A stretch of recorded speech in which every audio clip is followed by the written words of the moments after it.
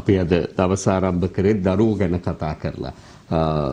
අදට විතරක් නෙමෙයි අපි හැමදාම හැම මොහොතකම දරුවෝ වෙනුවෙන් කතා කරන්න, දරුවෝ ගැන හිතන්න, දරුවෝ වෙනුවෙන් වැඩ කරන්න වෙන් කර ගැනීමයි වෙන්න ඕනේ. එතකොට හැම දවසක්ම එහෙම වෙනකොට අමුතුවෙන් අපිට සමරන්න දෙයක් නැහැ. හැම දවසක්ම දරුවන්ගේම වේවි බෙම කොහොම වුණත් අද මේ දවස විශේෂම දවසක් වෙන නිසා ඒ පිළිබඳ විශේෂයෙන් වෙන් කරන්න අපි හිතුවා. ඒ අනුව කාන්තාහල් ළමා සංවර්ධන පෙර පාසල් හා ප්‍රාථමික අධ්‍යාපන පාසල් යටිතල පහසුකම් හා අධ්‍යාපන සේවා රාජ්‍ය අමාත්‍යාංශයේ ලේකම්තුමිය එක්ක සුවිශේෂ පිළිසඳරක දෙන්නයි බලාපොරොත්තු වෙන්නේ මේ ඔක්තෝබර් 1 වෙනිදාවේ.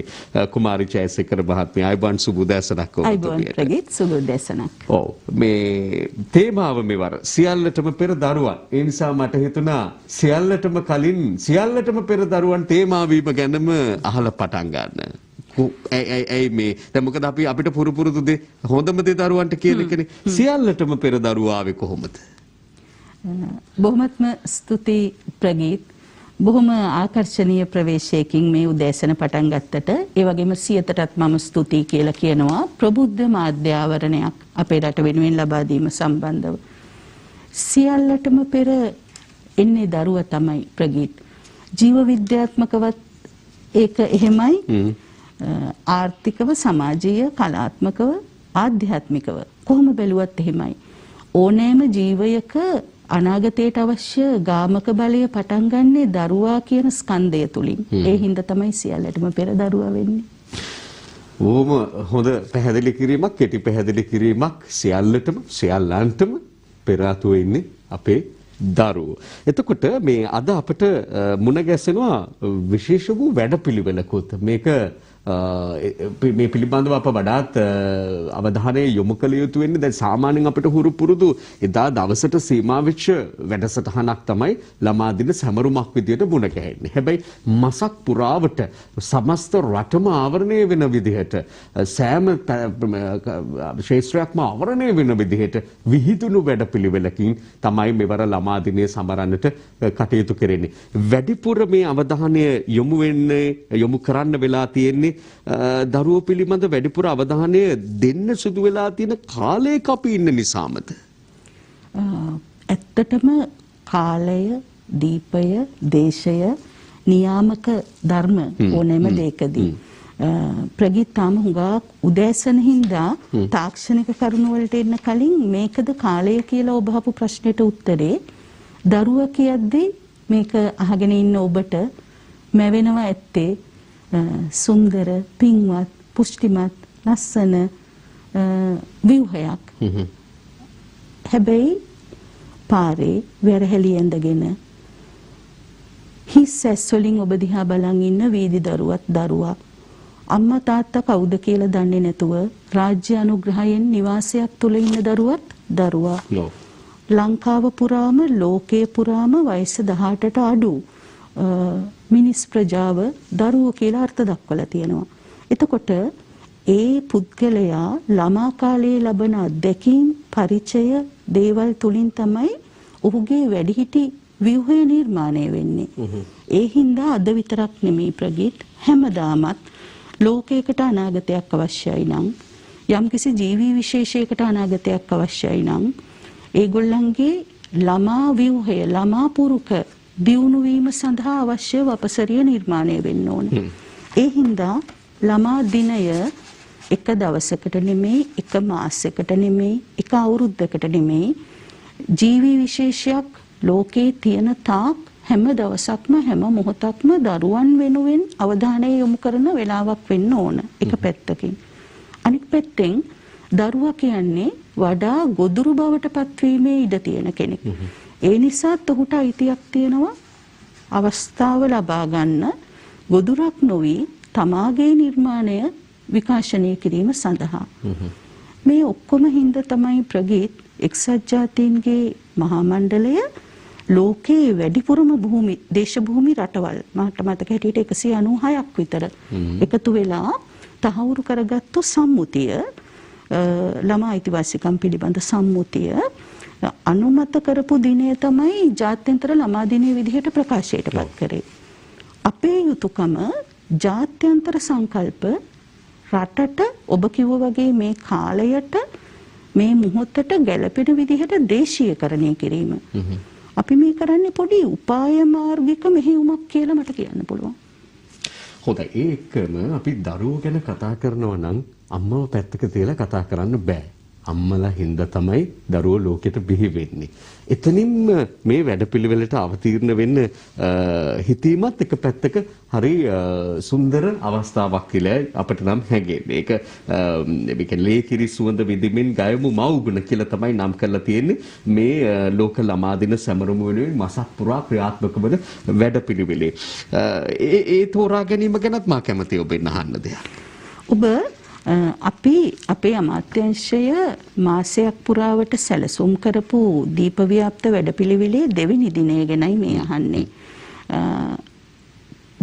මම පසුව පළවෙනි දිනේ අද ගැන කියන්නම්. ඔබ කෙලින්ම මවට මුල් තැන දෙන නිසා, අපි සියලු දෙනාම මවට මුල් තැන දෙන නිසා දෙවන දිනය ගැන ඔබ කියන්නේ. මේක අහගෙන ඉන්න ඔබ සියලු දෙනාටම මම ආරාධනා කරනවා අපේ දෙවන දිනය, ඒ කියන්නේ ඔක්තෝබර් 3 වෙනිදා උදේ 10 ඉඳලා 12 වෙනකම් ලෝක ළමා දින සැමරුම වෙනුවෙන් අපි ජාතික රූපවාහිනියෙන් සජීවී විකාශයක් කරනවා අම්මාවරුනේ.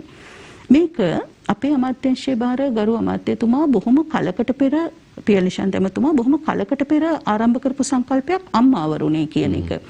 මේ අම්මාවරුනේ අපේ දෙවෙනි දිනය ඔබ අහන්න මේ රූපවාහිනී දිගහැරුම මවකගේ භූමිකාව ගීතයෙන් ගැයෙන්නේ.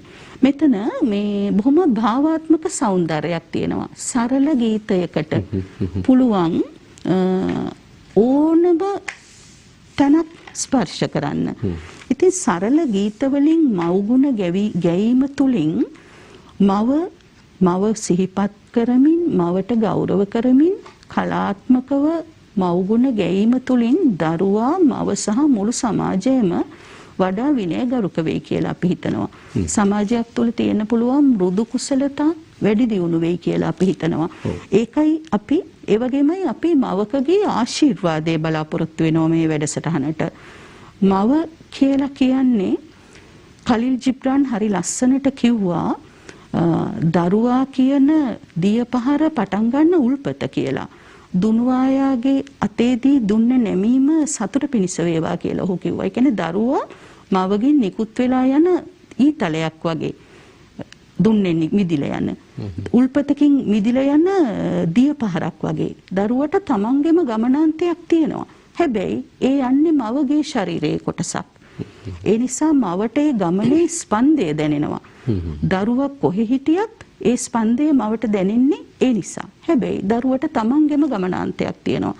ඒ නිසා ඒ ගමනාන්තයට යන්නට, ඒක තුල ලෝකයට යහපත කරමින් සතුට ලබන්නට දරුවාට කරන ආශිර්වාදයක් අම්මාවරුනේ ගීතමය වැඩසටහන තුල තියෙනවා.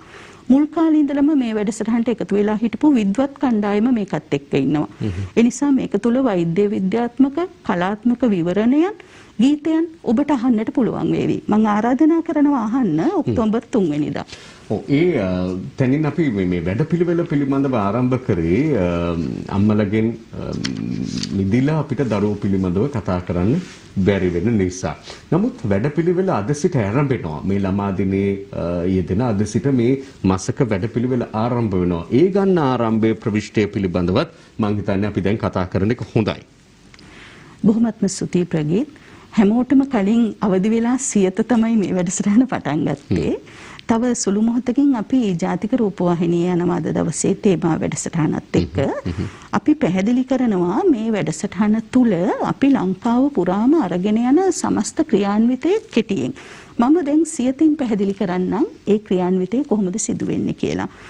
අපි ළමා දිනය වෙනුවෙන් නිර්මාණය කරපු තේමා ගීතයක් තියෙනවා. සුබ පැතුම් එකතු කිරීමක් තියෙනවා. ඒ වගේමයි ඔබ දන්නවා මේ වෙලාව කොවිඩ් ව්‍යසනයේ අභියෝගයක් වෙලා තියෙන්නේ. ඒ නිසා අපි සියලුම පාසල් වලට ලබා දෙන යම් යම් ප්‍රදානයන් තියෙනවා. සමහර වෙලාවදී මම හිතනවා ප්‍රගීත් මම ලෝකේ ගොඩක් රටවල් වලදී කළමනාකරණය ඉගෙනගත්තු මූලධර්ම මේ වැඩසටහන ඇතුළේදී මට පේනවා. පෞද්ගලික අංශයෙන් අපි ගන්න ඊටාම හොඳ හිතින් කරන උදව් තියෙනවා රාජ්‍ය මූල්‍යයට බරපැනක් නොවි. එහෙම අපි එංගලන්තේ විශ්වවිද්‍යාල 4ක් එක්ක එකතු වෙලා පෙර පාසල් ගුරුවරියන්ට දෙවන මව වෙන්නේ අයනේ. ඔබ දරුවා අම්මගේ අතින් ගැලවිලා ඊළඟට යන්නේ පෙර පාසල් ගුරුවරයාටනේ. මට මතකයි ඔබත් එක්ක ඒ ගැන වැඩසටහනක් කරපු දිනයකුත්.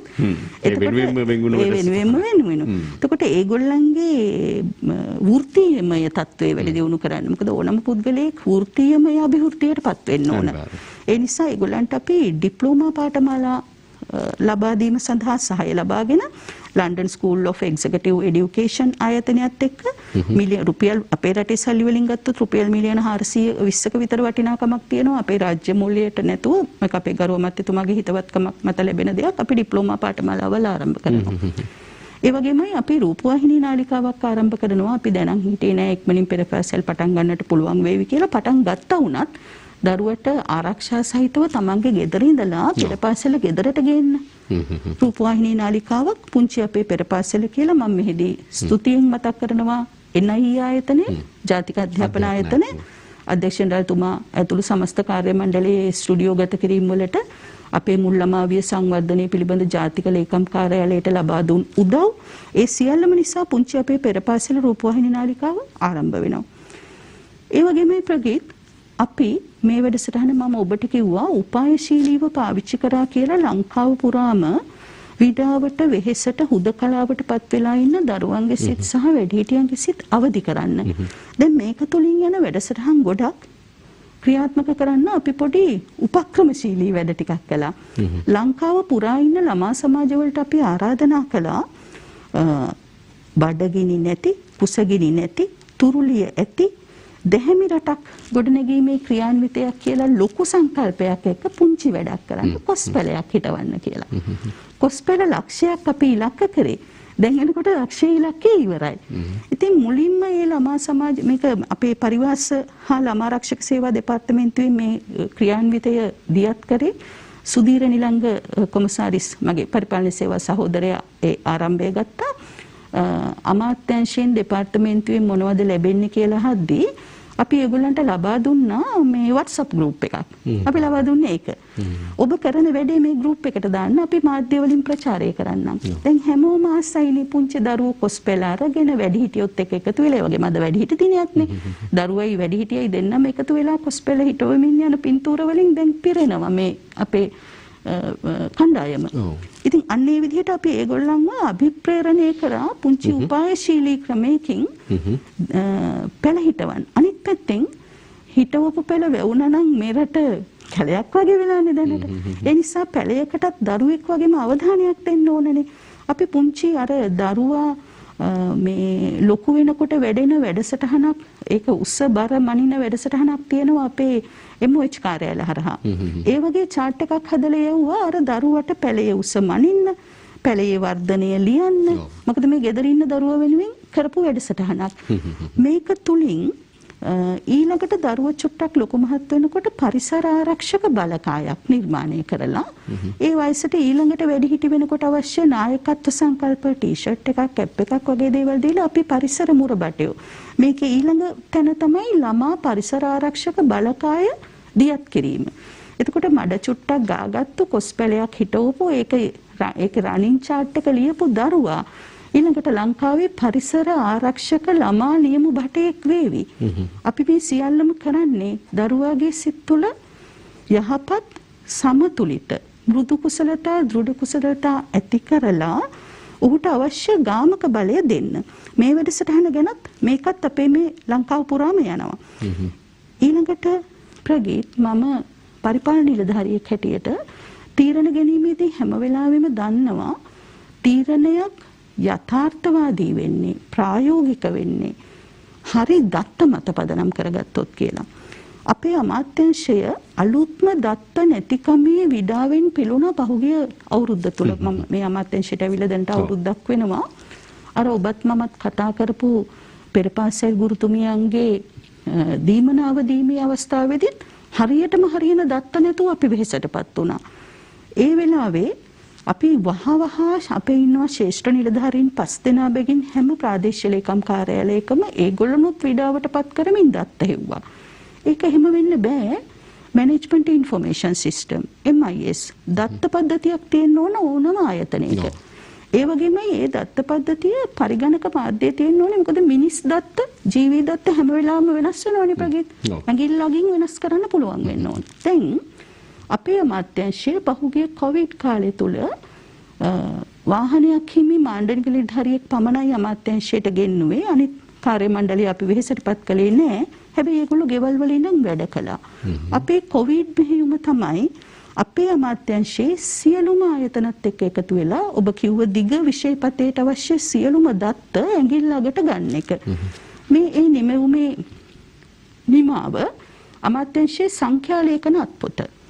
මේක තුල අපේ අමාත්‍යාංශයට අදාළ සියලුම දත්ත ඒක රාශී වෙලා තියෙනවා. අපේ WhatsApp group එකකට පණිවිඩ දමමින් මම අපේ කණ්ඩායම දිරිගැන්නුවා සංඛ්‍යා ලේඛන අත්පොතක් ගෘහිණියට, හදිස්සියේ පැවරුමක් කරන පොඩි දරුවට, කලබල වෙලා ගෙදරට එන තාත්තට, ඒ වගේමයි කඩමණ්ඩියේ එළියේ ඉන්න සාමාන්‍ය ප්‍රජාවට, හදිසි පාර්ලිමේන්තු සැසිවාරයක කතා කරන දේශපාලන නායකත්වයට, හදිස්සියේ කැබිනට් පේපර් එකක් ඩිසයින් කරන රාජ්‍ය නිලධාරියාට, හදිස්සියේ විදේශ සම්මන්ත්‍රණයක් ආමන්ත්‍රණය කරන අපේ දේශීය සහෘදයෙකුට, තොරතුරු හොයාගෙන එන ගවේෂකයෙකුට, රිසර්ච් කෙනෙකුට කාටත් ඕන වෙන විදිහේ දත් අපි මේ පොත හැදුවේ.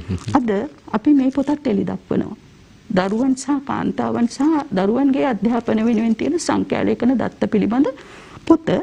මේක අන්තර්ජාලයේ හරහා ඕනම කෙනෙකුට ගන්න පුළුවන් විදිහට අපි යනවා. ඊට අමතරව ඒක රාශී කිරීමත් යාවත්කාලින කිරීමත් මේ දෙකම ඊටම වැදගත්. මේ වැඩපිළිවෙලේ තව තියෙනවා දිගුවක් තියෙනවා තව කතා කරන්න. ඒ සහ අපිට දැනෙනවා ඔබතුමීගේ මේ පැහැදිලි කිරීමත් එක්ක භෞතිකව මෙන්ම අධ්‍යාත්මිකව දරුවන්ට ආමතන එහෙම නැත්නම් දරුවෝ වෙනුවෙන් වැඩිහිටියන්ට ආමතන වැඩපිළිවෙලක් සැකසීලා තියෙනවා. ඒ හින්දාමනේ අද අපි මේ වෙනුවෙන් කතා කරන්න වෙන් කරගත්තේ. තව වෙලාව අපිට තියෙනවා ඊට පෙර විරාමයන් ගත යුතු තිබෙන නිසා මිනිත්තු කිහිපයකින් යාලි අපි හම්බ වෙමු. මේ ළමා දිනේ අප සාකච්ඡා කරමින් ඉන්නේ කාන්තා හා ළමා සංවර්ධන රාජ්‍ය අමාත්‍යාංශයේ ලේකම්තුමිය සමග කුමාරි ජයසේකර මහත්මිය සමග අද පටන් ආරම්භන සුවිශේෂ වැඩපිළිවෙලක දිගහැරුම ගැන යම් පැහැදිලි කිරීමක් කියන්නේ වැඩපිළිවෙල කිහිපයක් පිළිබඳව විරාමයට පෙර අප සඳහන් කරා. මගේ යුතුයකම ඉතුරු ටිකත් පැහැදිලි කරන්න ඔබතුමියට ඉස්සෙල්ලා අවස්ථාව දීලා වගේ අනිත් ප්‍රශ්න වලට යන්නේ. ඒ නිසා අපි කෙටියෙන් පැහැදිලි කරමු ඉදිරි වැඩපිළිවෙල පිළිබඳව. හොඳයි. මම බොහොම ඉක්මනින් ඉදිරි කොටසත් කියන්නම්. අපි නතර කරේ අමාත්‍යාංශයේ සංඛ්‍යා ලේඛන අත්පොත තුලින් අපි සංඛ්‍යාත්මක දත්ත පදනම් කරගෙන රාජ්‍ය තීරණ ගැනීම සඳහා අවශ්‍ය පහසුකම් සපයනවා කියන එක. ඒ වගේමයි අපේ අමාත්‍යාංශයේ ළමා නිවාසගත දරුවන් වෙනුවෙන් සකස් කරපු සංඛ්‍යා ලේඛන වර්තාවක් තියෙනවා. ඒකත් අපි නිමා කරනවා.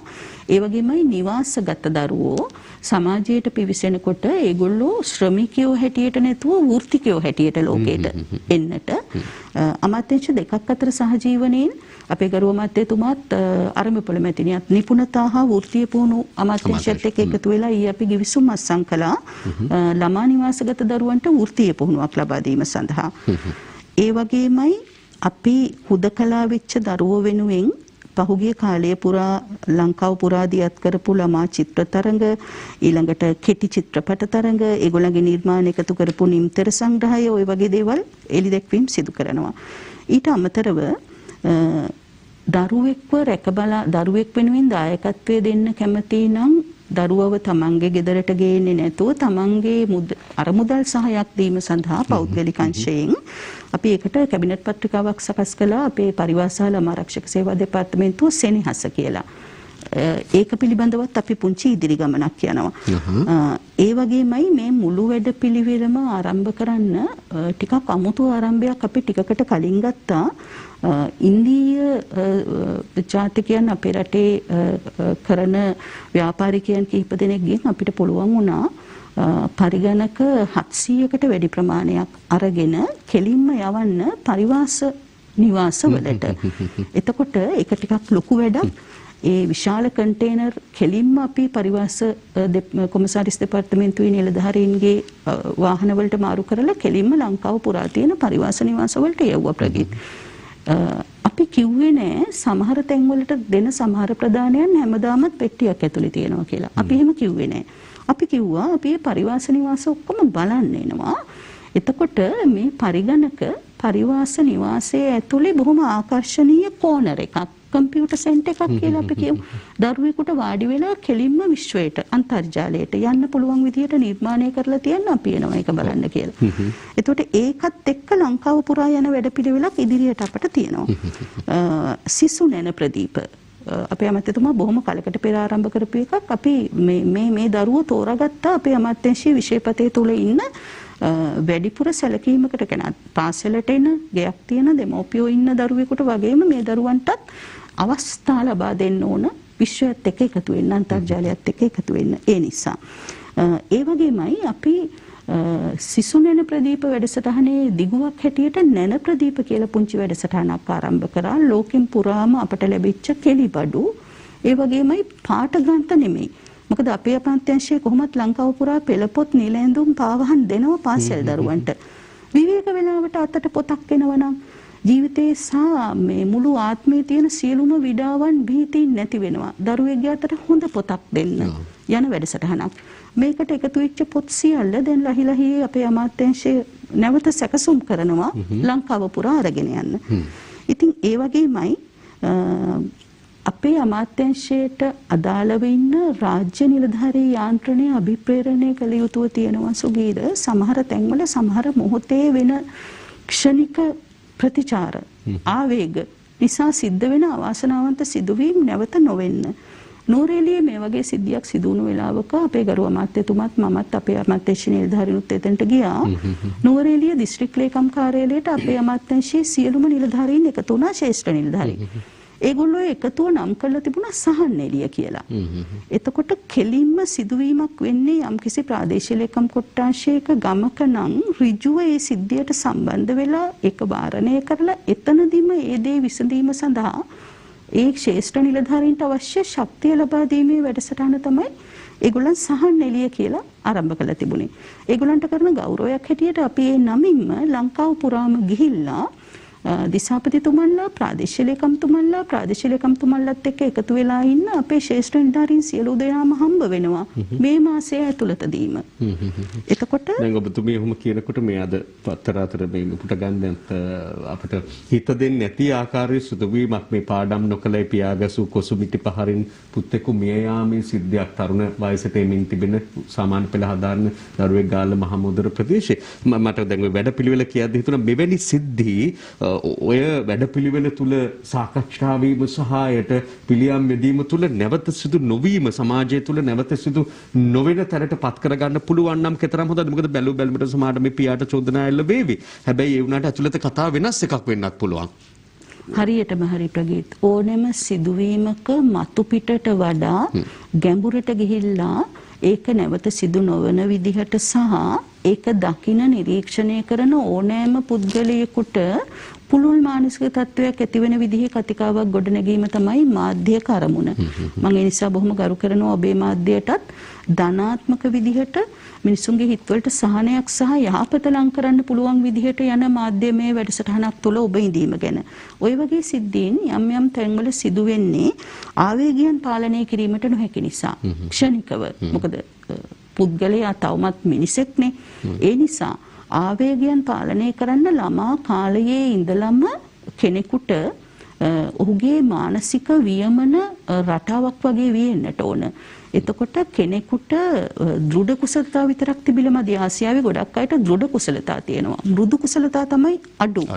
ලෝකයේ යම් කිසි රටක් දෘಢ කුසලතා මෘදු කුසලතා දෙකම සමානව තියෙන පුරවැසියන්ගෙන් නිර්මාණය වෙනවා නම් එතන තමයි දිව්‍ය ලෝකයේ තියෙන්නේ. අපේ රට එහෙම රටක් කරන්න අපටයි පුළුවන්. ඒ නිසා අපි යහපත දකිමු. ඒ වෙනුවෙන් තමයි මේ කැපවීම සිදු වෙන්නේ. ඒ අතරේ මේ දැන් පහුගිය කාලයට අවධානය දෙනකොට බොහෝම දයාවෙන් සෙනෙහසින් මේ මල් පැල වවනවා වගේම සමහර කිහිප දෙනෙක් අතින් ඒ පාත්ති ඉඳලා පොඩි කරගෙන ගිය මල් ටික පොඩි කරලා දාපු අවස්ථාත් අපට අහන්න දකින්න ලැබුණා. දැන් මේ පිළිබඳව කතිකාව නිමවීමම අපට සතුටක්. එහෙම සිද්ධි නොවෙනවා කියලා අපට හිතන්න පුළුවන් තත්ත්වයක් කියලා අපි හිතන්නේ. හැබැයි ඒ වුණාට එහෙම නොවෙන්නත් පුළුවන්. සහ අප දැකපු ආකාරයට අපිට වාර්තා වුණු ආකාරයට සිද්ධි සමුදායක් අතරින් එකක් දෙකක් තමයි මේ කතා වුනේ. ඒ නිසා මේ සමස්තය කිරීම අවධානය යොමු කිරීමක් ඔබේ වැඩපිළිවෙල තුල තියෙනවද කියලාත් මම අහන්න කැමතියි. ඔව්. ඒක හරියම හොඳ ප්‍රශ්නයක් ප්‍රගීත්. මම ස්තුතියි කියලා කියන්නම්. ඕනෙම විශ්වීය වියමනක යාන්ත්‍රණයක රිද්මයක් තියෙනවා. ඒ රිද්මය ගලාගෙන යාමට පෙනෙන සහ නොපෙනෙන හේතුන් තියෙනවා. අපේ අමාත්‍යාංශයේ විෂයපතයට සෞභාග්‍යයේ දැක්ම තුල තියෙන ප්‍රමුඛතා 14ක අපිට කරන්න ඕන වැඩ ටික මට එක පේලියකින් කියන්න පුළුවන්. ශාස්ත්‍රීය මානව සම්පතක් ගොඩනැගීම. ශාස්ත්‍රීය මානව සම්පතක් ගොඩනැගෙනවා නම් අර ඔබ කියපු මල්පැලේ ශාස්ත්‍රීයව වැවෙනවා. එතකොට ඒකට පුළුවන් වෙනවා අවශ්‍ය ආවරණය සහ පසුබිම නිර්මාණය වෙන්න. මෙතනදී අපි කරන්නේ අර ලොකු චිත්‍රය දකින ගමන් big picture. එක්සත් ජාතීන්ගේ සම්මුතිය තියෙනවනේ දරුවෙකුට හිංසනයටපත් නොවීමට, ගෞරවයටපත් වීමට තියෙන අයිතීන්. අපි මේ කරන්නේ ජාත්‍යන්තර සම්මුතීන් වල ජාත්‍යන්තර කළමනාකරණ මූලධර්ම වල තියෙන දේවල් ප්‍රායෝගිකව පොළවට ගේන එක. ඒ නිසා අපි දේශීයකරණය කරලා ලංකාව පුරා යන දෙවන්ත ක්‍රියාන්විතයක් පටන් ගැනීම සඳහා ළමා දිනය කියන එක උපක්‍රමශීලීව පාවිච්චි කරනවා. එතකොට අපිට පුළුවන් වෙයි සරු ඒ කියන්නේ පොළව විතරක් නෙමෙයි යටිතල පහසුකම් විතරක් නෙමෙයි හිත්වලිනුත් සෞභාග්‍යමත් සරුසිත තියෙන අපේ අතීතයේ වගේ නැවත මේ රට එතෙන්ට ගන්න. ඉතින් ඒක කළ යුත්තේ අපි ඒ නිසා අපිට විවේචන වලට හෝ විඩාවන් වලට හෝ ගැටලු වලට හෝ දෙන අවධානය අපි යොමු කරමු. අද මේ මොහොතේ මම කියන පුරවැසියාට මොකද්ද කරන්න පුළුවන්? මොකද දෙමව්පියෝ හැටියට පුරවැසියෝ හැටියට අපි හැමෝටම තියෙන අයිතිය තමයි යහපත් ලෝකයක් වෙනුවෙන් අපේ කෙටි ජීවිත කාලයන් තුළ වැඩ කිරීම. ඒ සඳහා ආරම්භයක් ගනිමු අපි අද ඔක්තෝබර් 1 ළමා දිනය තුලින්. හොඳයි. දැන් මේ දිගු වැඩපිළිවෙලක් තමයි අපි බොහොම සැකවින් පැහැදිලි කරමින් යන්නේ. අවසාන වශයෙන් අපිට තියෙන්නේ තව බොහොම කෙටි වෙලාවක්. මිනිත්තුවක් කාලයක් ඇතුළත මම කැමති දරුවෝ වෙනුවෙන් දරුවන්ටත් වැඩිහිටියන්ටත් දෙන්න තියෙන පණිවිඩය ඔබතුමිය දෙනවා නම්. අපි ඇත්තටම හෙට ICT ආයතනයත් එක්ක යන Zoom වෙබිනා එකක් යනවා ඩිජිටල් තාක්ෂණය කොහොමද විධිමත්ව හසුරුවන්නේ කියන එක. ඊට අමතරව අපි අගනුවර වැඩසටහන් ටික නිම කරලා 7 වෙනිදා ත්‍රිකුණාමලයට යනවා මේ සියලුම වැඩසටහන් ත්‍රිකුණාමලයේ ක්‍රියාත්මක කරන්නට. ඊළඟට අපි 8 වෙනිදා කිලිනොච්චියට 9 වෙනිදා මේ සියලුම වැඩසටහන් සිදු කිරීම සඳහා අනුරාධපුරයට ඊළඟට 15 වෙනිදා ගාල්ලහි කඩුවට 17 බේරුවලට 21 කෑගල්ලට 23 කුරුණෑගලට 29 මහනුවරට 30 දඹාන ආදිවාසී ගම්මානයට 31 ඌව පළාතට මොනරාගලට මේ දෙවන්ත ක්‍රියාන්විතයට අපිත් එක්ක එකතු වෙන්න කියලා ඔබට ආරාධනා කරන ගමන් ඔබ අර මගෙන් අහන පණිවිඩය ශාස්ත්‍රීය මානව සම්පතක් ගොඩනැගීම සඳහා අපට ඒකක පුද්ගලයන් හැකි විදිහට කළ හැකි උපරිමය කරමු. දරුවගේ ඇස් වලින් අනාගතය දකින්න පුළුවන් විදිහේ නිර්මාණාත්මක ලෝකයක් නිමවීම සඳහා අපි අපේ යුතුයකම කරමු දෙමෝපියන් පුරවැසියන් වශයෙන්. ඒ සඳහා ඔබට ශක්තිය, ධෛර්යය, විශ්වාසය ප්‍රාර්ථනා කරන්න. ඒ වගේම ඔබතුමියටත් ඒ ශක්තිය, ධෛර්යය, විශ්වාසය සියලු දේ සුව සම්පත මේ සියල්ල පතනවා දරුවෝ වෙනුවෙන් ගෙන යන මේ සුවිශාල මෙහෙවර වැඩපිළිවෙල වෙනුවෙන්. කාන්තා හා ළමා සංවර්ධන පෙරපාසල් හා ප්‍රාථමික අධ්‍යාපන පාසල් යටතල පහසුකම් හා අධ්‍යාපන සේවා රාජ්‍ය අමාත්‍යාංශයේ ලේකම්තුමිය කුමාරි ජයසේකර මැතිණිය එකයි මෙච්චර වෙලා අපි කතා කරේ. සුති අයබෝන් ඔබතුමියට. අපි ඔබනුත් සමුගන්නේ හෙට උදෑසනම යලිත් හමු වෙන බලාපොරොත්තුවෙන් එතෙක් ඔබට සුවදායි සිනමා සමය.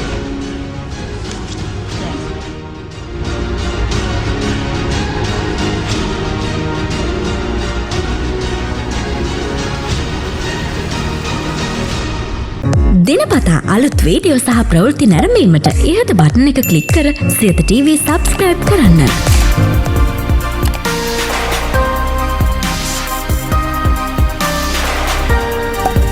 අලුත් වීඩියෝ ගැන මුලින්ම දැනගන්න මෙම සීනුව ක්ලික් කරන්න.